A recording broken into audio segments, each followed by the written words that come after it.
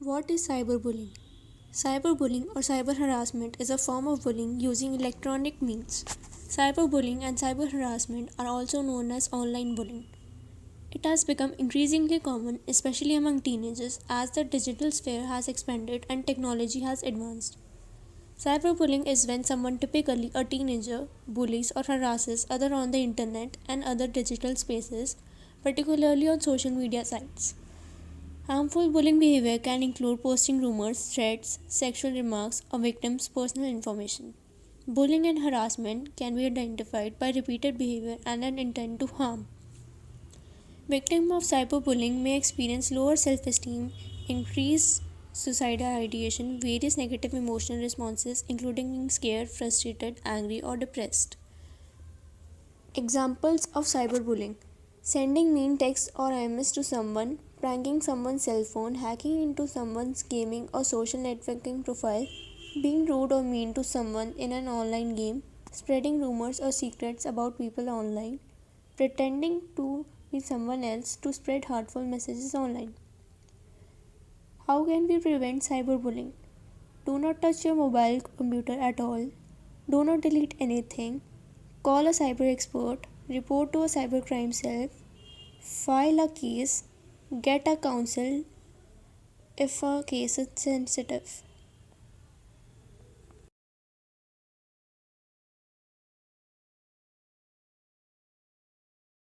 Types of cyberbullying faced in India.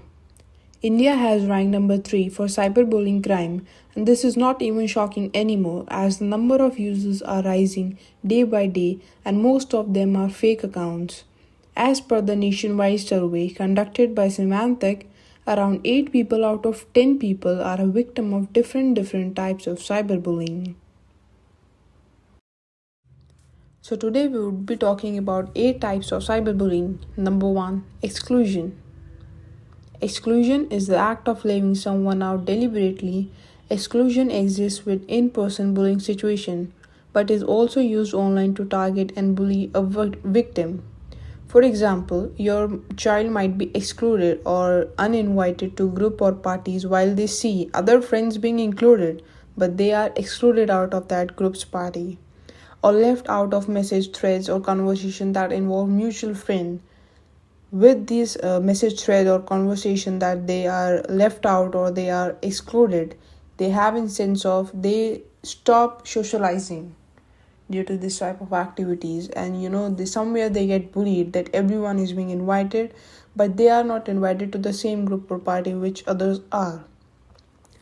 Number 2, harassment. Harassment is a broad category under which many types of cyberbullying fall into, but it generally refers to a sustained and constant pattern of hurtful or threatening online messages sent with the intention of doing harm to someone. Harassment in any of the ways could make you a depressed person, make you a person of social anxieties, have a fear, you would automatically stop socializing because of this harassment. The third, outing or doxing. Outing, also known as doxing, refer to the act of openly revealing sensitive or personal information about someone without their consent for purpose of embarrassing or humiliating them. So this can range from the spreading of personal photos, documents, public figure to sharing an individual safe personal message in an online private group. The key is the lack of consent from the victim. Nowadays, whosoever gets get friendly with you, they share something personal or anything of their personal life to you, and you just socializing that without their consent, without the consent from the victim. So it's on the image of, because everyone start asking that person separately that, oh, this would happen in your life, or are you doing this, or this had happened to you. So somewhere it start, this kind of activity starts bullying you. Number 4, trickery. Trickery is similar to outing with an added element of deception. Deception, in this situation, the bully will befriend their target and lull them into a false sense of security. Once the bully has gained their target's trust, They abuse their trust and share the victim's secrets and private information to a third party or multiple third party. This is as related to the outing and doxing, but trickery somewhere gets a peak of privacy. Okay. The fifth one is cyber stalking. Cyber stalking is a particularly serious form of cyberbullying that can extend off to threats of physical harm to the child being targeted. It can include monitoring, false accusation, threats, and is often accompanied by offline stalking. It is a criminal offense and can result in a restraining order and even jail time for the perpetrator. The sixth one, frapping. Frapping is when a bully uses your child's social networking account to post inappropriate content with their name. So, talking about the social networking world, social media is, at a peak of it, is being used for cyberbullying. Every second to third person is being cyberbullied on the social media. So somewhere, the persons are getting hesitated to be, socially. They stop socializing because of this cyber bullies. It can be harmless when friends write funny posts on each other's profile, but has potential to be incredibly harmful. For example, a bully posting racial slurs through someone else's profile to ruin their reputation. Everyone has a concern about their reputation, their image in the society, and once if it get somewhere distracted or somewhere have a bad influence, then the person automatically get depressed or they themselves question mark their standability, their stability, their character, they themselves. Others would also start questioning them, but first of them, for the very first they question themselves. The seventh one is masquerading. Masquerading happens when a bully creates a made up profile or identity online with the sole purpose of cyberbullying someone. This could involve creating a fake email account, fake social media profile, which is created at the at a peak. The fake social media profile, they use the images of any other person without their consent inappropriately is being every second day you could see this type of thing. Then people are doing the suicides and they getting into depressed, having social anxiety. So social media is being a very huge platform and selecting a new identity and photos to fool the victim. In these cases, the bully tends to be someone the victim knows quite well. Eighth one is dissing. Dissing refers to the act of a bully spreading cruel information about their target through public posts or private messages to either ruin their reputation or relationship with other people. In this situation, the bully tends to have a personal relationship with the victim, the personal relationship that has any personal grudges, either as an acquaintance or as a friend. Cyberbullying in social media. As I have talked earlier, that social media as its peak has been used widely across the globe in cyberbullying. Share of social media platform where cyberbullying occurs the most. The number one, Instagram, with the 42% of cyberbullying cases. Then Facebook, Snapchat, WhatsApp, YouTube, and Twitter. Talking about the impact of cyberbullying, the impact has been a very huge. This activities whosoever performance has a huge impact on the population. Cyberbullying can have serious impact on the self-esteem and mental health of people who experience it.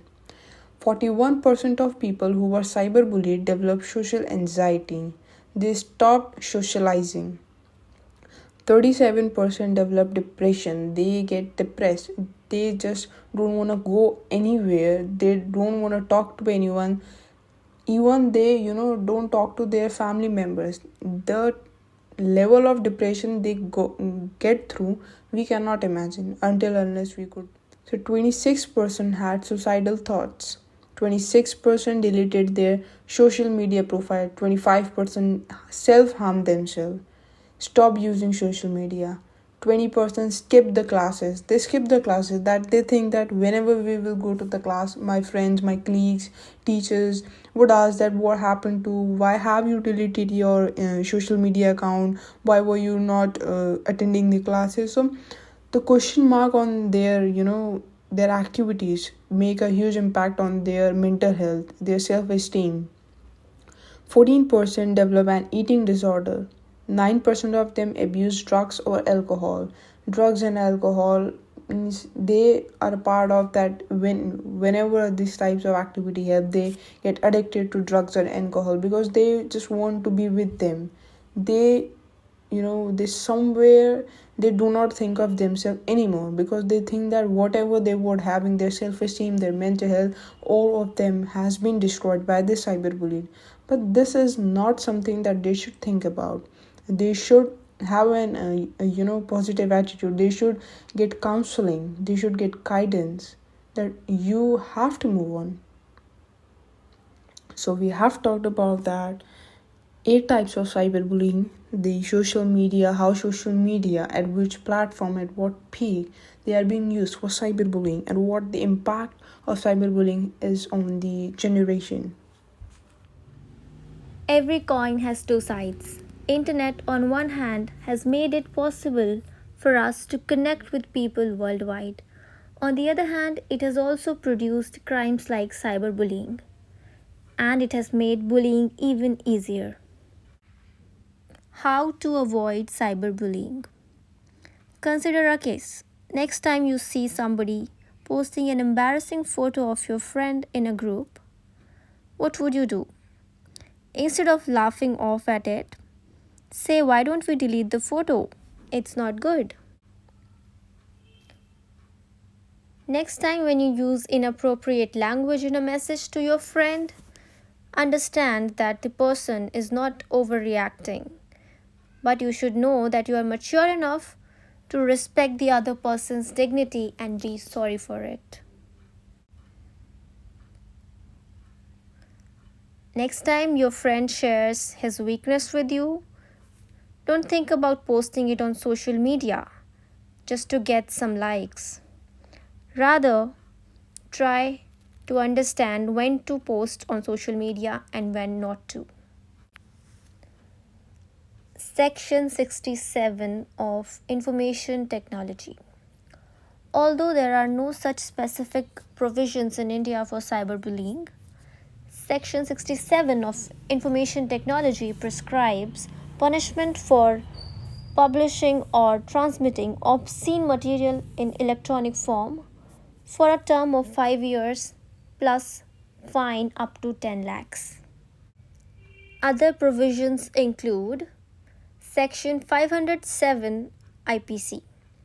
If anyone receives criminal intimidation by way of anonymous communication, then the person giving threat shall be punished with a term of 2 years in jail.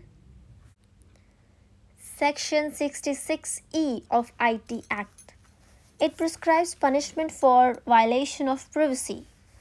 One who intentionally violates the privacy of by transmitting or capturing or publishing private pictures of others shall be punished with up to 3 years imprisonment and 3 lakhs fine minimum. So we have understood that cyberbullying is when you use your power repeatedly to hurt or upset someone on the internet by calling names, physical abuse, saying hurtful things to them, or even sharing photos that are not relevant or embarrassing. Whenever we see cyberbullying happening, we should not just be an onlooker, rather, we should be an upstander. We should support people who are a victim of cyberbullying. We should either report it or block such people. We should never be quiet whenever we see something like that happening to us or to someone else. We should always raise our voice and even talk to adult or specialists if required.